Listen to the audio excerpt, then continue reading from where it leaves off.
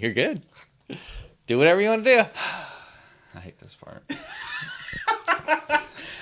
It's our favorite part. No, I just don't come like for this it. part. That's right. You wouldn't believe the amount of work I've done just to be here in this one moment. This is all led up. It's to all this. downhill from here for me. Hello and welcome to Did I Say Podcast. You're gonna do that right after a deep sigh. Yeah, It's gonna be very hard to edit. Oh, it's gonna be easy to edit because I'm not editing it.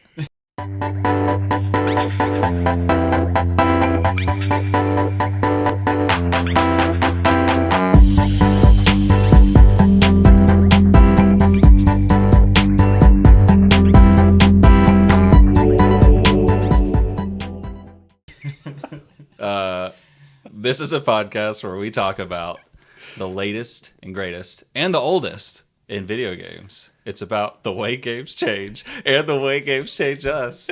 You And might it's as well just- just say it's a game about video games. I don't know, man. It's a podcast That's about what we video talk about. games. And it's just an excuse to talk to each other about video games in a professional now, setting. that's the truest That's- thing yeah. you've ever So said. we right don't feel like children when we talk about video yeah. games. We Our partners have to let us talk about video games. That's yeah, right. yes. It's for a podcast. Yeah. Today we are doing another Homiework episode. I have in front of me Jared, That's me. and then I have to my right is Talon. Hello. I expect for you guys to say your names, and then I I'm pause, sorry. and you don't, and I'm like, I have to take. We over. should discuss this beforehand, I think, okay. probably. But we could make it happen. Yeah. Not now, obviously. That ship has sailed. Yeah. So, like I said, we're doing a Homiework episode, which is where one of us is forced to play a video game, and it's my turn once again. And I played Disco Elysium. It's a very exciting episode for me. I cannot wait to hear the opinions about this. I will say, I'll preface this by saying Disco Elysium, probably my favorite game of all time. Really? I think it's a pretty easy It was on your call for comfort me. games list we did way back in Yes. the day, you know. And for this Homiework, we made a point that all of us played Disco Elysium while you were playing I didn't make this. that point. You guys were just like, I was like, I'm going to play Disco Elysium. And you both When were I like, say we, I'm I also mean, gonna play Disco everyone Elysium. but you made a point to play it with you. Talon, how much did you get done of Disco? How many hours do you know? I didn't check before, Do you- but I feel like Single digits. it was definitely single digits. Yeah, I didn't cry. I didn't even finish the first day. I'm probably a little over So. 20 hours Okay. in. And Jared, I know you at least finished day one on this recent playthrough. I You've am beaten the game several times. I have not beaten it several times. What I do is I get really deep into it, and then I'm like, I've missed so many opportunities in this game that I'm gonna re-roll a character with totally different stats. That after playthrough. bothers me very badly. Yep, me too. Okay. This playthrough that I have started with you has felt so different from the other playthroughs that I've done in a really weird way.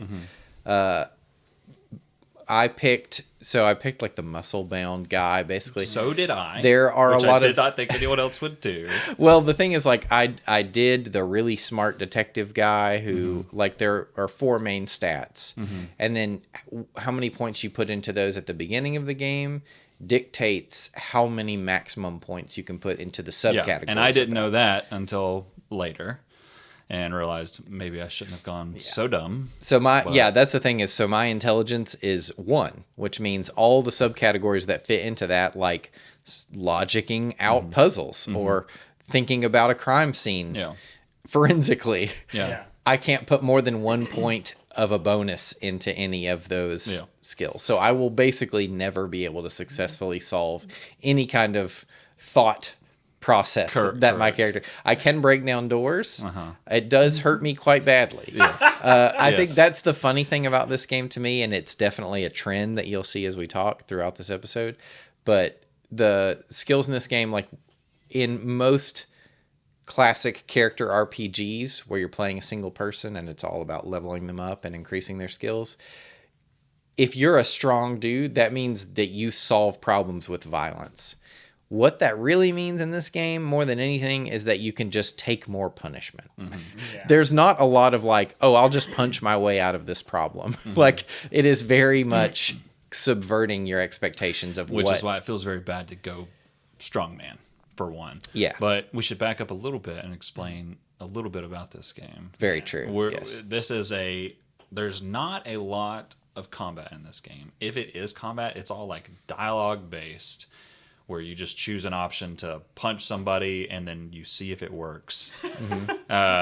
You play as a detective. It probably won't work. Even the character's name is secret to you because you have amnesia. Your character does. You realize he's waiting for your name. Raphael Ambrosius Cousteau.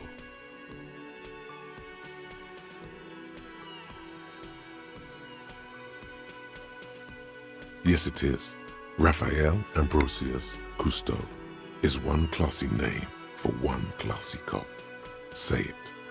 Yes, well. Amnesia is a polite way of putting it. And Yes. it's what I tell most people in the game when they ask why I don't know anything. It's about a anything. bit of a, like, when I see a game that starts off and your character has amnesia, I'm like, that's a little cliche. This game tackles it a little bit differently. It's a necessity to the story. But it does help because the world that you're in Disco Elysium is completely different than our world. It has same, like, government like terms, but the way the world functions is entirely different. It's got all these different government like ideologies coming into one place. So there's all this lore and history background to this world, and you as a player have no idea what any of this is. And so now your character also has no idea what any of this is. So it helps you, from a role-playing stance, try and figure out the history of this world.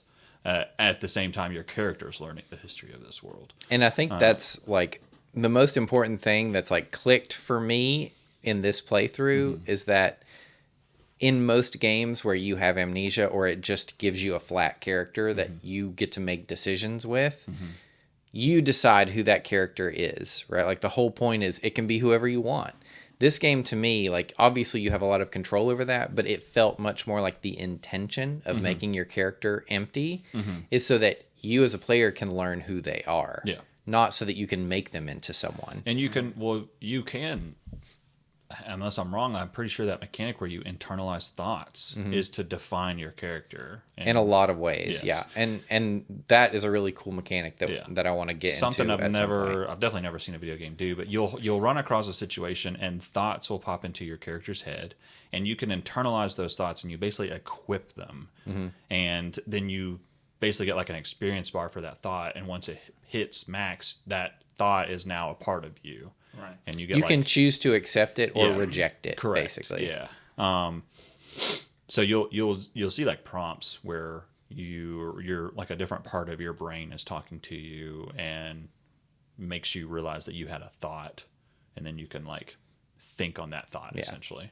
We've talked about this game before, but just for anybody who hasn't seen or heard of this game, the whole premise of the game is like it's you as a detective trying to figure out what you were doing up to this point and what's going on, and there's been a murder, and that's why you originally showed up here, but you don't remember what you've done up to this point. It's been days since you showed up to this murder site to investigate. What did you not do? First you took the body down, then you solved the murder, then you didn't trash my hostel room.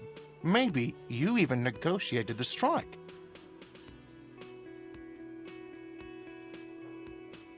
You're right, you didn't, and it's only taken you 3 days not to. And you don't seem to have gotten very far, but you do seem to have made a lot of enemies. And now a different police department has sent someone to help you as a partner. And Kim Kitsuragi is his name. One of the best characters in video games as far as I'm concerned. Hello, I'm Kim Kitsuragi, Lieutenant, Precinct 57. Absolutely hilarious all the time. He's like strictly business, and he has such a high tolerance for your shenanigans that it is always hilarious. He compliments me way more than I would think. Like, I think I'm ticking him off the whole time, and then it goes to the end of day one, and you do a briefing, and he's like, "We've done good work. You do good police work." And I'm like, "Okay, Okay, cool. fair thanks. enough." I didn't know. So as you're going, you'll gain XP from completing these quests, which are basically finishing tying up loose ends that are connected to this investigation. In the city that you're in, they say Kim at one point says every form of government has failed here. And now it is just this mishmash of all these different political ideas from these people who are effectively like a lost culture. They don't really belong to any other place, and no other place really wants anything to do with them. And the police are almost vigilantes because like not everyone respects. Yeah, they're their described authority. as a militia. They're not even actual, like real police don't really exist in that sense here, wherever you are in this space. You're just part of the militia, and like it's a lot of interesting elements of that like your gun can only hold one bullet as a safety feature because they don't really want to give the police a lot of power. So there you have all these interesting elements of you see the ways in which the military force here has been intentionally neutered and how that contrasts with the state of like crime and disorder in this area. And for better or worse, like the game tries really hard not to pick. I mean, the team obviously has their own political ideas that they talk about outside of the game. Like they thank Karl Marx when they won the award for best story. But in the game, Nothing feels biased. Nothing feels biased in the sense that like they are equally willing to tear apart any political ideology, especially communism. Yes. And that's one of the things I was going to talk about with the thought cabinet. Not to bounce around too much here, but one really interesting example that I think speaks to a lot of elements of the game in terms of the tone and how they want to explore political ideas, but how they also have this like comedic nihilism to everything. That's like very much the tone of this game. Is that one of the thought cabinet ideas is communism, but it's like scientific communism. It's like their version because it's set in the near future, where the ideas that you're looking at with the thought cabinet is like, am I a communist? Do I agree with these ideals? And as your character takes the time to like think about this thing, you get this little story, if you choose to accept this as a potential idea that you agree with, about how like 0.0000% of communism has been built up to this point because there are still billionaires killing children or whatever. Like the structure that communism wants to exist does not in any way meaningfully contribute to the world. But you, as a person, could change that. Like that's the idea of this thing. But you could be the one to build. And it says like, but you know, if you get enough people together, you could build 0.00002% of communism. And when you finish the idea, it gives you like a mechanical bonus or whatever. But it's like when you finish that thought, it says like, after thinking about this idea and becoming so enamored with the potential of it, you feel like you've been betrayed just by learning about this idea. You feel like you've been betrayed because it's such a grand idea that's so appealing in theory, but in practice is meaningless. And so if you choose to accept that ideal, it's like you feel like you've been betrayed just by learning about this idea because you can't unlearn it. But knowing that it can never truly exist just means you're forever tormented by the idea that this like much better life could exist. But you do feel like a very, very smart boy for like literally it tells you like you do, however, feel like a very, very smart boy. And so when you like digest this idea, the result of that is you take a permanent -1 to like authority. Because no one would respect your authority. Because you and you don't like agree with the idea of authority, so you can't empathize with people who look at the world from an authoritative viewpoint. But every time you mention communism to somebody, you get +4 experience. Oh wow. Okay.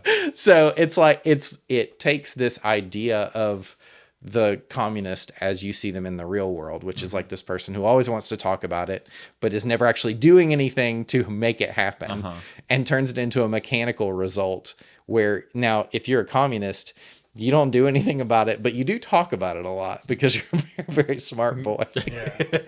And like that loop of like taking an idea and exploring it and then poking holes in it is Disco Elysium in a nutshell to me. Like that's what this whole game is like really serious thoughtful ideas that are then punctuated with humor.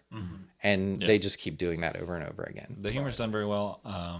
The writing is done. I can't imagine the writing being any better than it is. It would have to be for the amount that they want you to. Like, it is all fully voiced, but it's still a lot of dialogue. I can't imagine going through the game before it was voiced. Yeah, it was. I mean, the writing is very good. So Yeah, the only character not voiced is yourself, I believe. yeah, that's true. Yeah. Everyone else is voiced. But even all of your Internal thoughts. and different parts of your personality have different voices. There is nothing, only warm primordial blackness. Your conscious ferments in it, no larger than a single grain of malt. You don't have to do anything anymore, ever. Never, ever.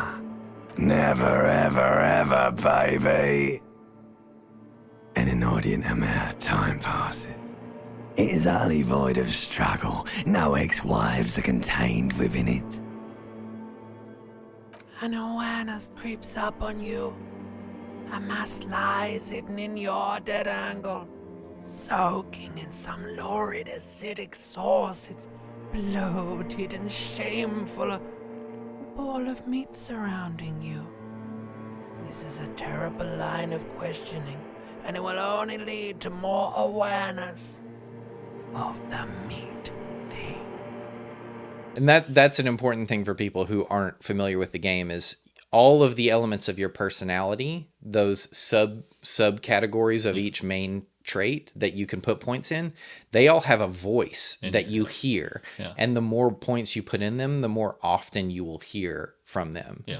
And in most character RPGs, that would mean like the more points you put into Shiver, which is like an innate ability to understand the city you're in, the more you'd be able to like find secrets and stuff like that.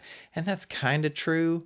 But Disco Elysium is much more interested in like that voice is just more frequent. It's not more helpful. It just becomes more incessant in the way that it's constantly feeding ideas to you. And there are multiple times where I put a bunch of points into Shiver because I was like, well, I'm really stupid, so I need to understand the city at least. And it like so many times it didn't benefit me, but there's like a 15-minute rant about what's happening in every direction of the city, about like the rain hitting the ocean to the east of you or whatever.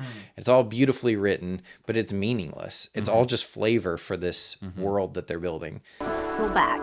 Good. All around you, rain keeps falling down. On the wooden boards she's standing on, there's something odd about the passenger seat. The seating fabric has been pulled tight over the lower side of the seat where the toolbox should be. And I think it's really impressive that they took the time to do that and made it interesting without feeling an obligation to make it also useful. Because typically, you're not going to put that much time into a game, into an element of a game specifically, and then make it where it really doesn't matter that you just read that. Well, I think that's with them doing that, it's really cool because it kind of bleeds into reality. Like, how many random facts do we know that don't attribute to anything? 100%. Exactly. You know what I mean? And it's when they do that, it's just like, oh yeah, that's not useful here, but okay. Yeah, and when I took the problem solver build, I had a substat about encyclopedic information that's literally just random facts. And I put a bunch of points into it because I was like, this will help me find clues. Oh my God. It was just constant all the time. The encyclopedic I'm like, shut up. It was like having ADHD in a video game. I was like, dude, shut up. It does help you when someone says something, like if you don't have a high encyclopedia level, your character doesn't know what people are talking about a lot of times because he doesn't understand. And sometimes it's very basic information. Yes. And your character's like, no. And the options you get when you fail an encyclopedia check are just like, okay, and like, or just like, what are you talking about? Like there's so many absurd choices, and this game is the most explicit game I've ever played.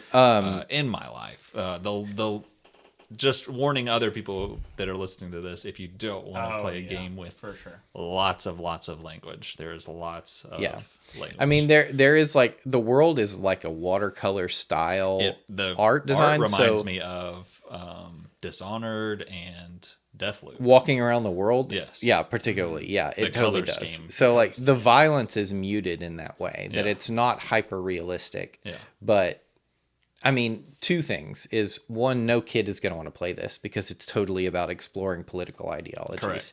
Correct. And like lost love and like finding out who you are and who you want to be. It's and, very much like diving into a good book. yeah, things a 14-year-old would never want to Yeah. learn about. Yeah. I will say though, But the language is unreal, Yeah. just Yeah. constant, Yeah. which doesn't bother me, but I know a lot of people would Yeah. be like, Yeah. geez, dude. yeah. But I think it sells who these people are and like the hopelessness of this city that you're It definitely in. helps to sell the world because it's a dark world with lots of depression and like everyone's down on their luck. At least in this particular area that you're in, for sure. There's definitely people who are doing better Martinez, off. I think, is the name of the city. Yeah, Martinez, which is, or is it Revachol is a part of Revachol is like the Martinez? greater area, and then you're Revachol's the in. greater area? I think. Okay. I think so. Well, maybe it's not. But yeah, those are the two areas you're in.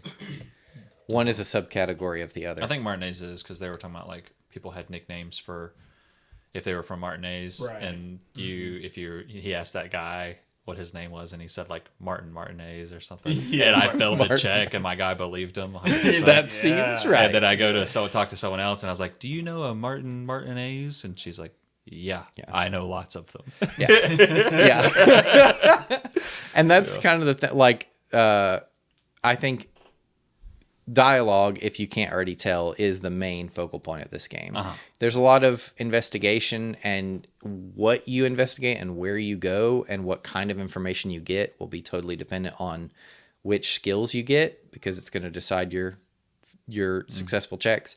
And I think a lot of the side quests you just won't be able to do in that run if you're not that type of character.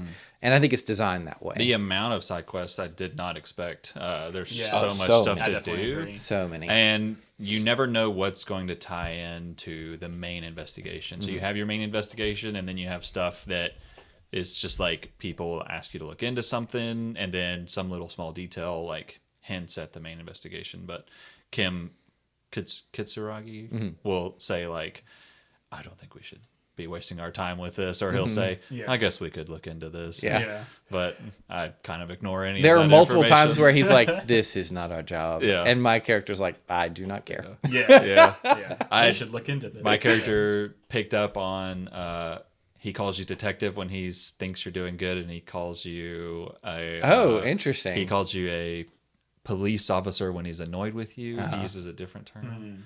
So he That's clever. Yeah. There are a lot of times where he's talking to people and he'll be like, he's a police officer with a very unorthodox method of Yeah. investigating. Yeah. And I do like that though, because sometimes Kim even tells you to be that way. Yeah. He's Yes. like, use your wacky. Well, that's what I think is influence. so cool is like it, Yeah. like the game, the characters feel very fleshed out and very real.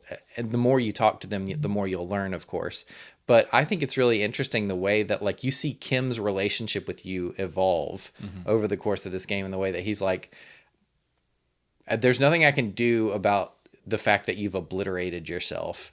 I'm stuck here. You're stuck here. And if you talk to him, he will talk about how he doesn't even, Yeah. how he like hates being in the police because of what they've become and Yeah. blah, blah, blah. And so to see him like start to adapt to all of this and try and make the best of a bad situation, and see opportunities for him to be like there's one where he's keeps emphasizing how unorthodox I am, but I'm trying to play it straight with this person that I'm talking to. Yes. And Right, and then I end up in a situation where they're like, if you want the information that I have, you're going to have to do an entirely separate investigation on we my went behalf. through the same exact conversation. Yeah. And Kim is like, Kim goes, let me talk to my partner briefly. And he's like, Hold on one moment. I thought that you were going to throw her off balance Yeah. by being a weird, stupid cop. Yeah. And then this is the one time that you're competent. And now we have to go do a different Different thing. investigation. And he even is like, we will agree to investigate it, but we just investigate it as little as possible. Yeah. Yeah. Yeah. Yeah. Because we shouldn't be wasting time with So this. like, and that's the kind of like dynamic between you and him that makes the game really compelling, because I love hearing his 2 cents on all the stupid stuff you're doing. But like just to try and get back onto some semblance of a topic, The dialogue is like definitely the focal point of this game, but the way that the dialogue evolves is really, really interesting because depending on who you're talking to and what information you get from them, it will shape future conversations or future crime scenes of like having context for what is happening here. Your character will be able to like figure things out more easily or whatever. Or so when you wake up, you don't have your badge or your gun, right? So those are two like sub quests, is to figure out what happened to those and try and get them back. Depending on if and when you find those things and have them, it totally changes the landscape of how this crime scene investigation plays out.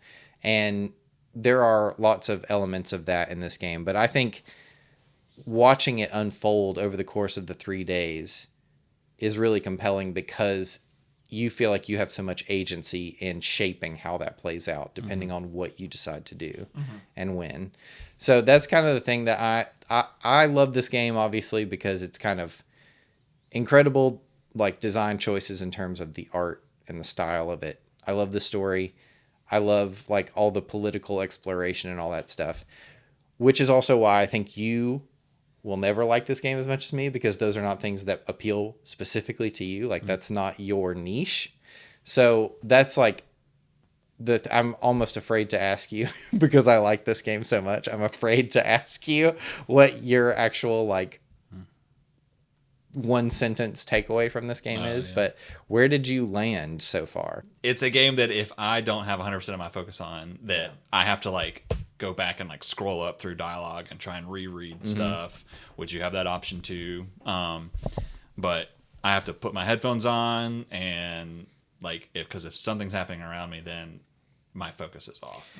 There's not really an element of the game, you know, like some games have combat and stuff and you can kind of just zone out while you're fighting or whatever until you get to the next. You really want to zone out. This game does not have that. It's like reading a book where if I'm reading a book myself and all of a sudden I start thinking about something else, but I'm still actively reading and I've gone through 3 pages and didn't realize it. Yeah.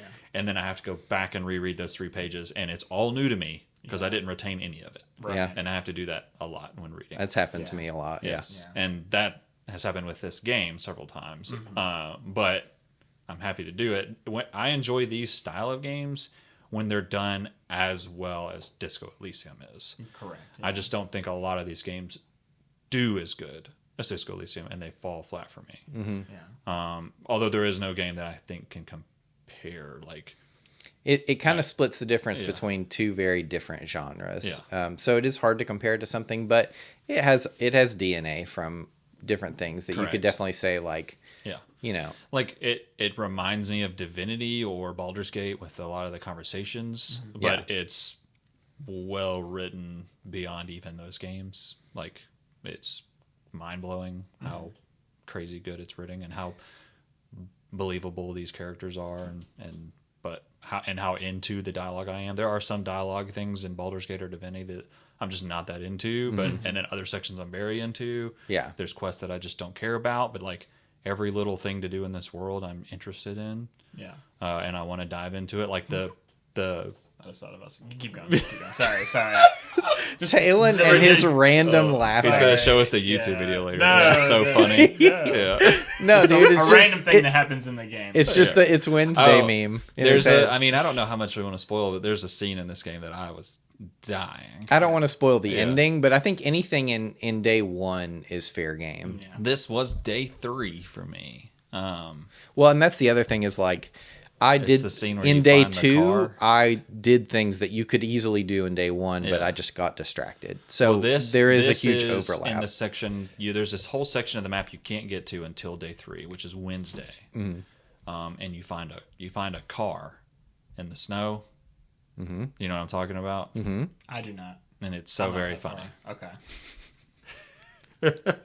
Taylor, what were you? One might be so day 1, where you find the 2 old men sitting around the small crater, and they're playing the balls, and they're throwing the balls in the center. And you just go in there and you grab one, man, and you just shot put it across. That's what I did. Is it the river? I don't know. Well, you sit there and you study the game. Yeah. And you're like, I know exactly what to do. And you just go in and do the exact opposite. Yeah. And the old guys are like, why did you do that? He's like, oh, I thought you were doing the shot put. Yeah. And they're like, I was dying. Yes, that was there's and then you get a side quest to go find them another ball. Yes. I already had it. Luckily. Okay. And I just like, have this? I don't think I need it. And they're like, okay, no harm done, I guess. Oh, I didn't know what that was for because I didn't play the game with them, but I found the other shot put thing. Yeah. And it's worth a bunch, but the description is like, something this classic shouldn't be sold. And it's like, we'll see about that. Okay. Yeah, it was... Because that's the other thing is like, you need money because you've absolutely wrecked your hotel The big room. thing is there's a window, you destroyed a window, which you'll see as soon as you start playing the game. And you can even investigate. And I failed to check to investigate it, so I just had this check to investigate my window for like 2 days. Yeah. And I went back and did it, and it was like, oh, yeah, you smashed that window with a shoe. Yeah. And your shoe is out on the balcony. Yeah, if you go find it, it'll help you investigate Yeah. because you'll find your shoe. Yeah. It's very funny. Speaking of, like, I think we may have like the writing is really good, but specifically the way that the writing can waffle between being like heartbreakingly serious and gut-breakingly funny is like such an incredible balance that they strike. And like, so it's like, it's not just funny, like the outcomes of these really ridiculous situations can actually be really detrimental or really helpful to you, which I think is really important in a game like this. You have two, I guess I like look at them as health bars, but you have a health bar and then a morale bar. But if either one goes down, you have to load back to a previous save. So one tip I would offer to people playing is to quick save as much as you can. Yeah. It's definitely a game you can save. Yeah. I have definitely. There's like I think I've like lost the game like 3 or 4 times, and like 2 of those times I've had to go back and repeat quite a bit of progress. If you take a low like. There's a skill that you can invest in to increase your maximum morale or health. And they're in chunks. Yeah. It's not a point system. It's just like when you take damage, you will lose 1 block. Yeah. And how many blocks you have depends on your stats. And then you have like first aid kits, or like you have like a lot of chemicals. And you can take. So there's actually a skill where drugs will be more effective. Electrochemistry. Electrochemistry. It's like you love drugs and drugs love you. And my brain, like I have a really high stat in that. And my brain high is to start off like, with. Yeah, with the muscle exactly. round, Because like level you're an 5 or addict. 6, So but I was just gonna say, like, if you choose a high intelligence build where you have very low health, you can only start with 1 or 2 health. And the way the so many different ways you can die at the beginning of the game. That's how it was for me with morale. Like I went at the very beginning of the game. If you go back to in the back of the hostel, there are 2 kids throwing rocks at the dead body that you're supposed to be investigating. These kids are the worst children in any video game ever. I can remember his name. It's Kuno. It's Kuno. You will die, Kuno. Yeah. Kuno will tell you his name, and it's Kuno. Yeah. And you can punch him. Yes. If you I you tried try to hard punch enough, that little kid.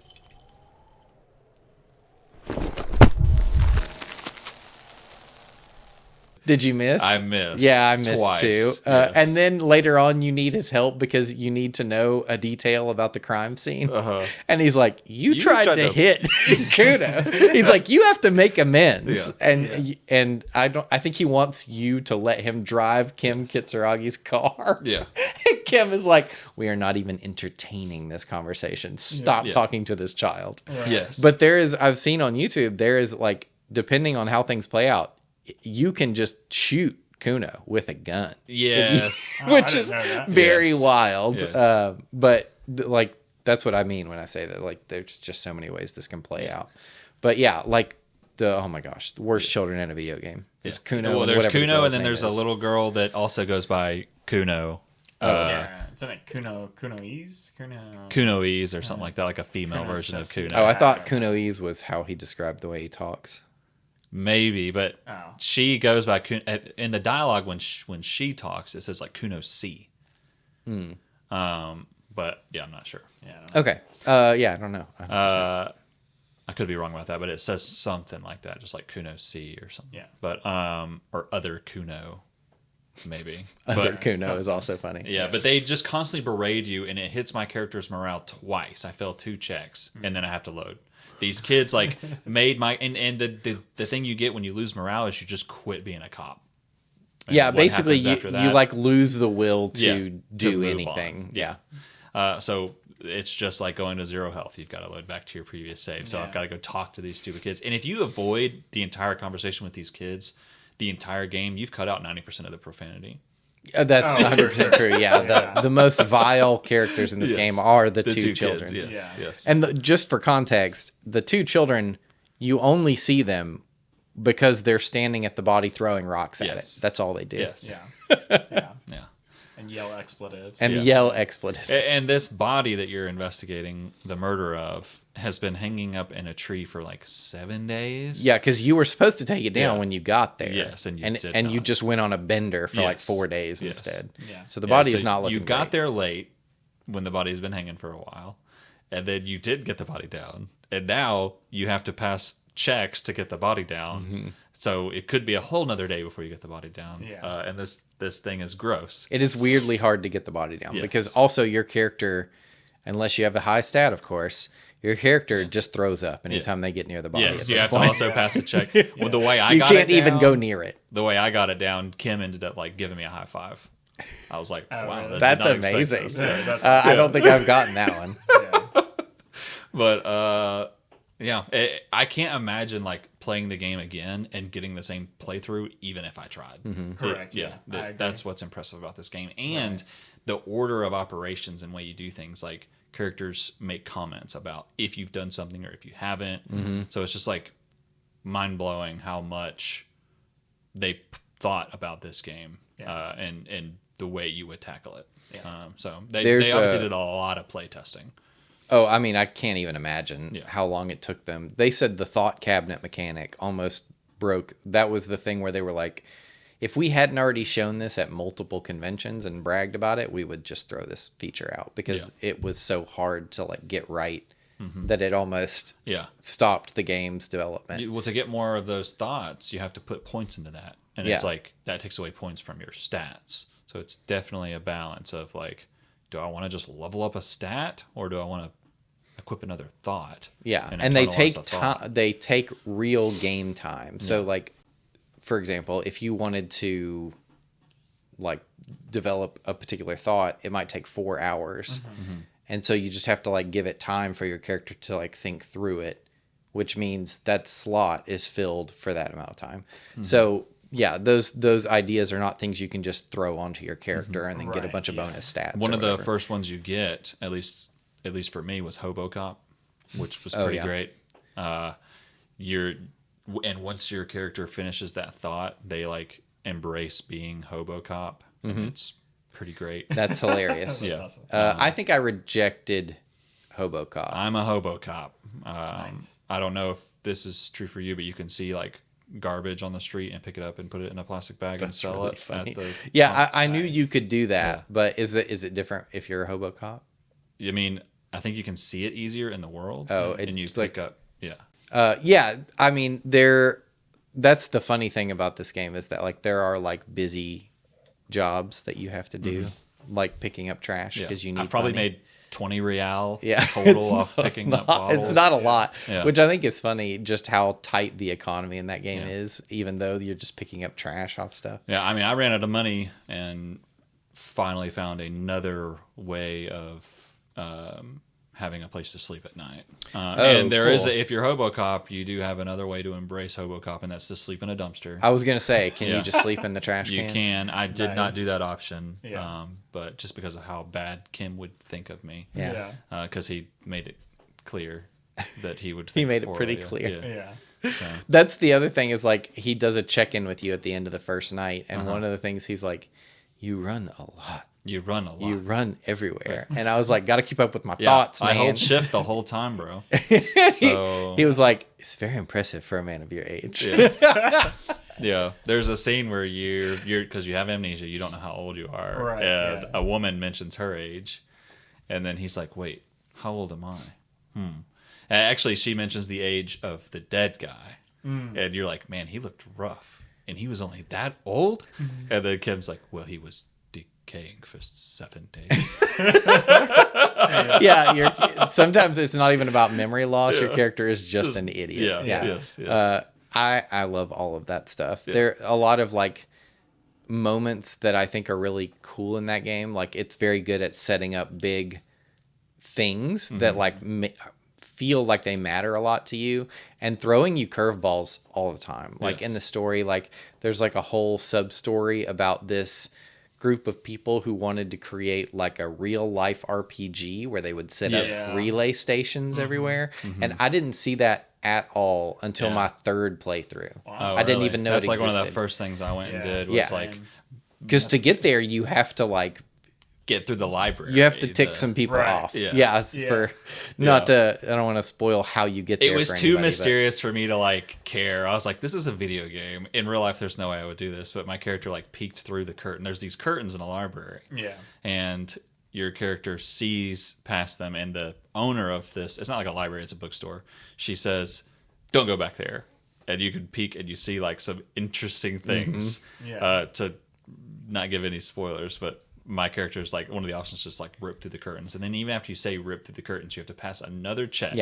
And then you can finally get an option that says really rip through the curtains this time. That's what I think. It's just really cool to see this game have like these checks that you see in every RPG of like, are you strong enough to break down this door or whatever? But at the same time, there are these like very hilarious social checks of like, people don't just do this kind of weird stuff that you're doing. Like, you have to compel yourself to do this because it's so amnesia. Socially awkward.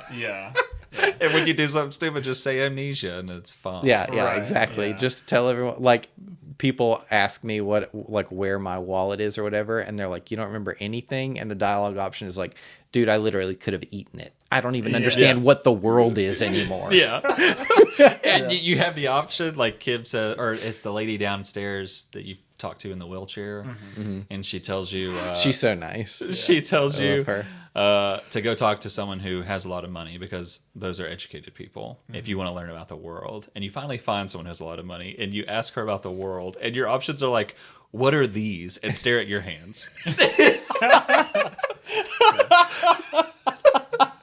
I haven't seen that option. That's really good. I also love that you can ask the wheelchair lady if she wanted to roll with you. This Lena is wacky enough for the motley crew.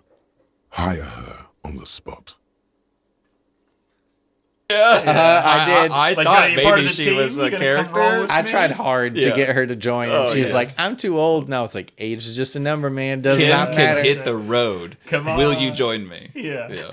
And she's like, "You've got a partner," and the option is like, "You forgot about Kim." Standing there, and the other option is like, 3 heads are better than 2, and she's like, "I guess, like, I don't have any expertise to offer you."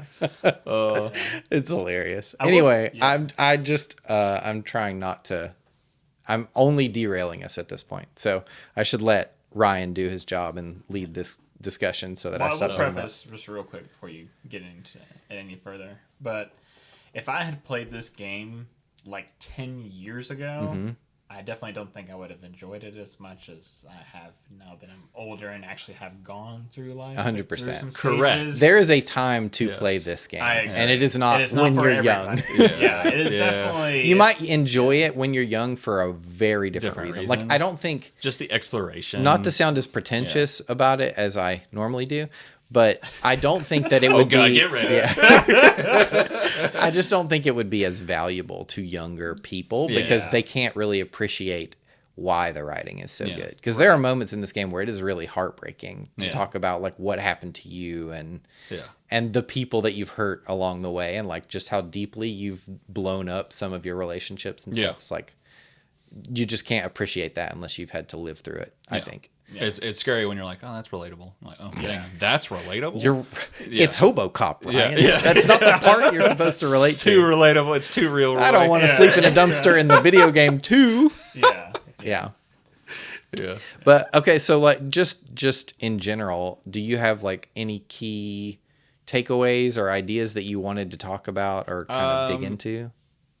Everything in the game is, like, in a positive. Like, there's nothing that I've thought like, I would change this about this game. Everything's so creative, and just things I wouldn't have thought of to do. Right. So I definitely wouldn't, because it just feels like a work of art that it's like hard to like criticize. I mean, I think that's really true, honestly. Out of all the games I've played, if I had to say one game was like had artistic merit, it would be Disco Elysium. It's hard to say you would change something about, a work of art. It feels intentional in a way that a lot of games don't. The only negative thing I can think to say is when you move around the world, it can feel clunky, especially going up and down stairs. Agreed. Just one thing I learned is just click where you want to go if you're playing with a mouse, and your character will just move a lot more fluid. Yeah. If you double click, he'll just run. And if you double click, he'll run. And then you can just hold the second click and he'll just keep running. You just move them. Yeah. That's the easiest way to do it, but it is clunky. If you're playing with a controller, like it's on consoles. Don't. So, yeah, like if you're playing with a controller, don't. Yeah.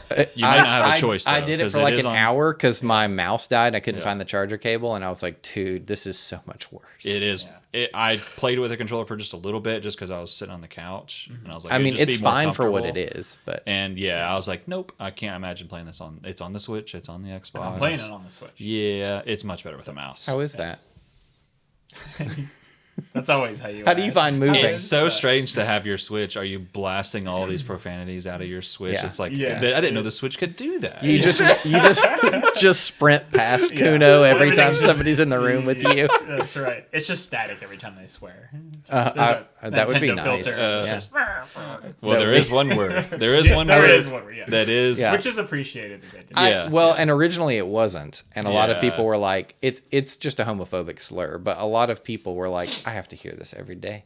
Yeah, I really don't want to be called this by a child in this video game over and over." And the two children are the only ones who really say it. I can't think of anyone else who has. They make up like a fake, like, I don't know what it would be grammatically, but like that homophobic slur, they like make up a social categorization for it, like the bourgeoisie, like they come up with that kind of description, but for the slur that they still say and don't edit out. And I'm like, just because it's fake doesn't mean I don't know what they're saying. I think in this world that homosexuals are looked down upon. Oh yeah. There is a internalization thought you can do that is underground homosexuality.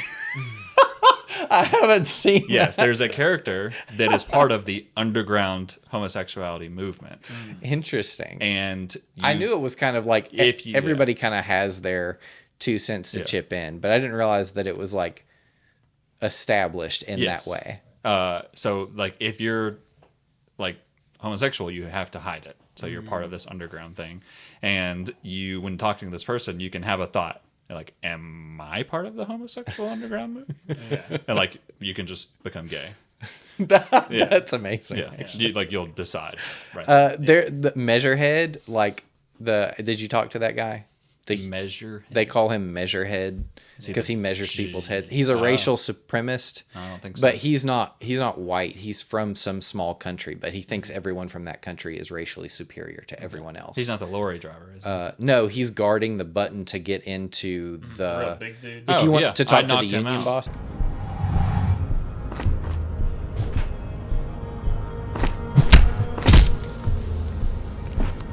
Dude, it's actually pretty hard to knock him out. Yeah, I raised my strength thing to 10 and passed all the checks. I started a new game I hate him so much that I started a new game and built a character specifically to beat him up and couldn't do it and was very disappointed. Yeah. But this playthrough, I did knock him out.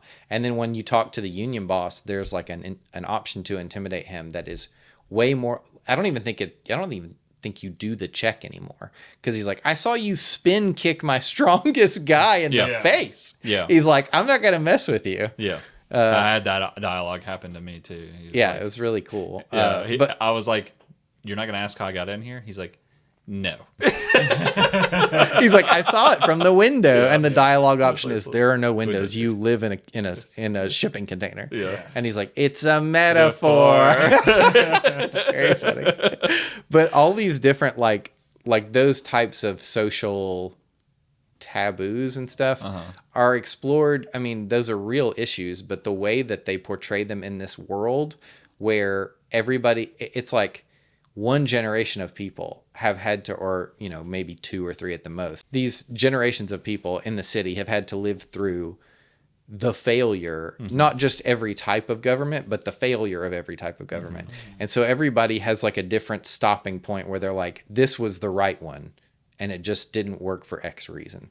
And everybody has all these, their own takes, but they've been exposed to so many different experiences and stuff that everything is so fragmented in this city that it allows you to explore those ideas in a way that you definitely couldn't in real life, not with any kind of eloquence, but also in a video game, you just don't have worlds that are built to allow you to explore ideas in that way.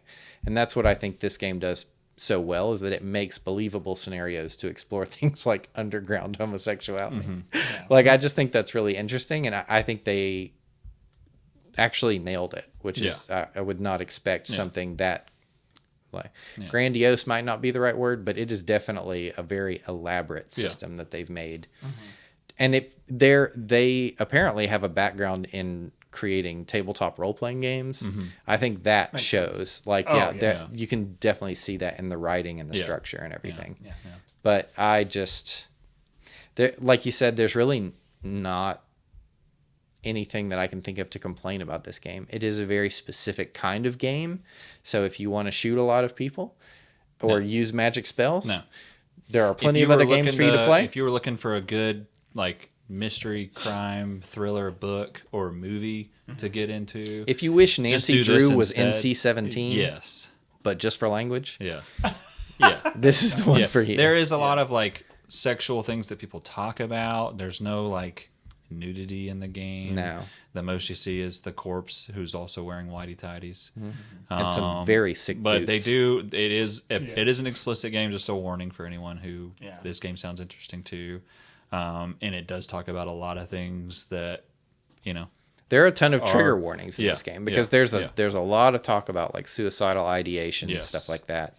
And like I said, it's a very dark game. It's dark. But the thing that I think it does that I can't even think of any other medium that's done like any other story, whether that's movies or books or whatever, is that despite just bombarding you with this constant like failure and nihilism and pessimism, there is actually this lining of optimism around this, what I'm trying to say, that is really impressive, that they managed to come out the other side of this making you feel hopeful in any way. But they do, like for me at least, they really do make me feel like there is something worth living for. Like, not that I didn't already have that before I played this game or anything, but I think this that is worth talking about in a game that tends to go this consistently dark. So I really appreciate that they, despite that, they want to come out the other side saying that it's still worth trying. And that's really cool. Two things for me about the game is that, one, you never really you can fail a check, but you never really fail. Like there is, I guess, like soft locks where you do fail. Well, that's a cool thing about this game is if you fail, all you have to do is increase the stat that you use to roll for it, and you can come back and most try again. things you can. But sometimes it's just you're just failing the wrong way. You know what I mean? Yeah, you fail into a different path. Right. There's a point where you see a wall, and his dialogue is, "Why am I looking at this wall?" And I'm like, "This is a very video game thingy." And I was just like, "It looks like there's a hidden thing behind this wall." And he's like, "No, it's just a wall." Kim's like, "Why are we here about this wall?" And I'm like, "There's something behind the wall." You know, like for me, I'm just like, I know there's something behind the wall because it's highlighted. It's highlighted. Are you talking about the actual giant wall that's highlighted? No, I'm talking about the other or the palette thing. The palette. Yes. Yeah. And so, but then you talk to somebody, and all you have to do is you're talking about to somebody at the palette. Okay. It's like and he's like, "Oh, see, there is something behind the wall. It's not just I'm just staring at the wall." Yeah. So, and I do appreciate that, where it's just like maybe you're just not knowledgeable about it yet, or you're just going about it the wrong way. So I appreciate that. I raised another point, and I think it's perception, and then went back and checked it. Right, and passed exactly. it. There's multiple ways. Yes, or you can go gather some information on it. Yeah. But yeah. So, there is just like a giant wall there that is has a a giant highlight. wall. Yeah. I haven't passed the check for it. And I'm like, well, what does this have to do You need a with it? conceptualization skill for Yes. it, and mine is 3% chance to succeed. Mine is And I was Sometimes like, you'll pass I'm not that, even going to though. try. Yeah, you could. And the Sometimes. thing is, you can save scrub, so you could just keep trying for an hour if you want. Like But when I was talking to Kuno, it was like 8% chance, and I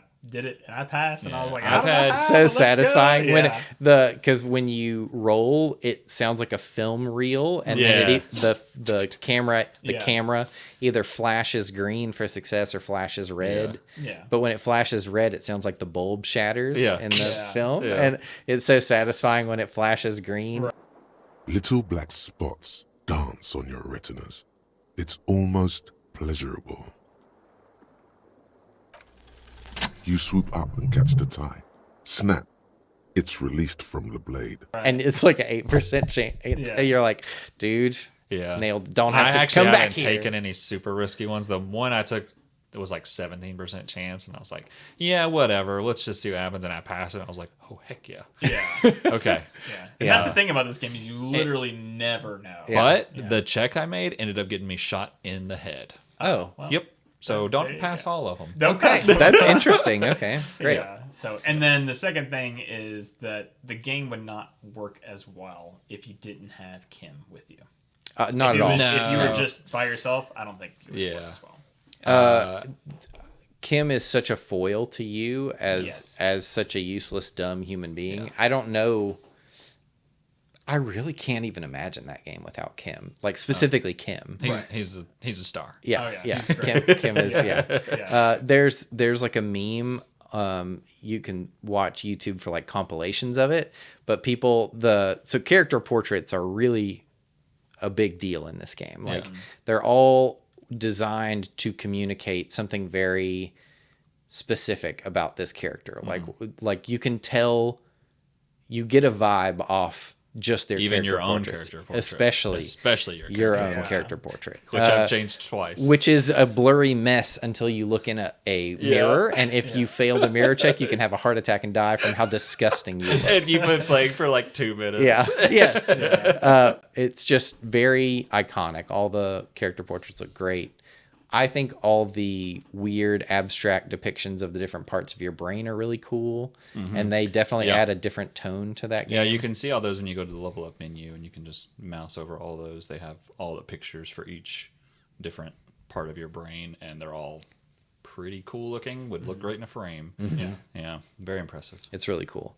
So, apologies for everybody watching this that I was absolutely derailing this at every opportunity today. I even took notes, and I was like, I'm going to be organized about this. I'm not going to gush about Disco Elysium. Will your notes say gush about Disco? Well, that's just the first 4 notes. Oh, okay. I have some under Gush, that. gush. Gush. That's pretty much the black monk strap shoes that have a fake stat on them for +1 to bypassing methods of taxation or whatever. Very funny to me. And when you put them on, it causes you to have a thought that you're like having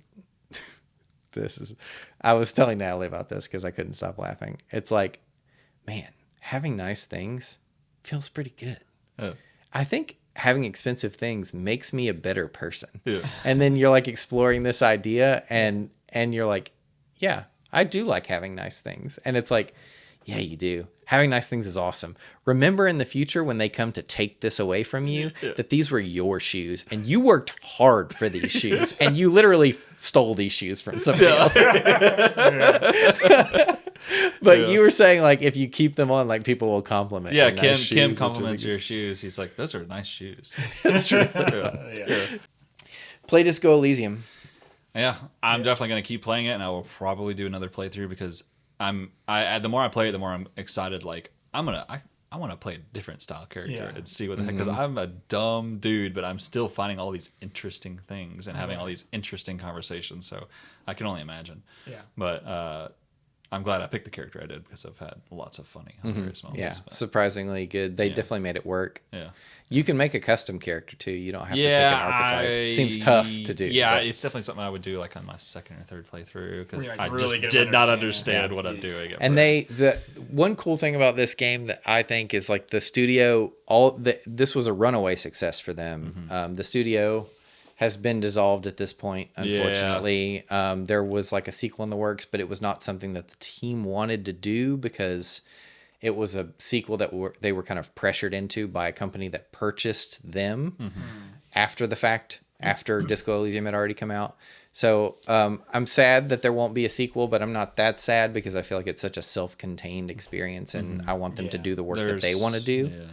But I mean, at the end of the day, I just feel like they've worked so hard on this game and all the extra money that they got from sales beyond anything they ever would have guessed is they fully voiced everybody. They came back, I think, 5 or 6 times with big updates to this game, adding new features, cleaning up stuff, just like putting that money directly back into the development of the game, which is really cool that they live by, the because it's morals that they espouse. It was a passion project. 100%. Obviously. I mean, it the really people was. Who made it cared about it. They said it just started as like a drunken idea where they were all just sitting around talking about how cool it would be to make this stupid CRPG about political ideas. Yeah. And then actually turned into one of the best games ever, in my opinion. Yeah. But I like telling people go out and grab this game full price because I don't think you'll feel bad for it. But I think that if any studio deserves it's the people that worked on this game as it stands now. It may not be a studio anymore, but they fully voiced everything and they added a bunch of like secret features for people who had already beaten the game multiple times. There's like tons of like super secret things that you can find that are designed for people who've already beaten it. Yeah. Okay. Cool. So there's lots of little like breadcrumbs to keep you exploring that game. Yeah. Cool. And I feel like it would be very hard to find everything there is in that game. For sure. Despite it being geographically a pretty small area. Yeah. But it's great. I don't know. I don't have anything bad to say about it. Yeah. Except for all those bad words. Yeah. Come on, guys. Come on, Kuno. Come on, Kuno. Stay off the drugs. Right, well, I think that does it then for the Homiework episode. Yeah. Thanks for letting me come on here and talk about Disco Elysium. Yeah, you're welcome. We'll do an episode where you guys can talk about what you think about Disco Elysium. Next week I'll cover Disco Elysium. And Taylor will cover Disco Elysium. I wish it weren't so true. I wish it didn't feel so true. That's really cool. But thank you. Did you want to say something? I was just gonna say, for the audience, like, have you played it? What did you think about it? 100%. Yes.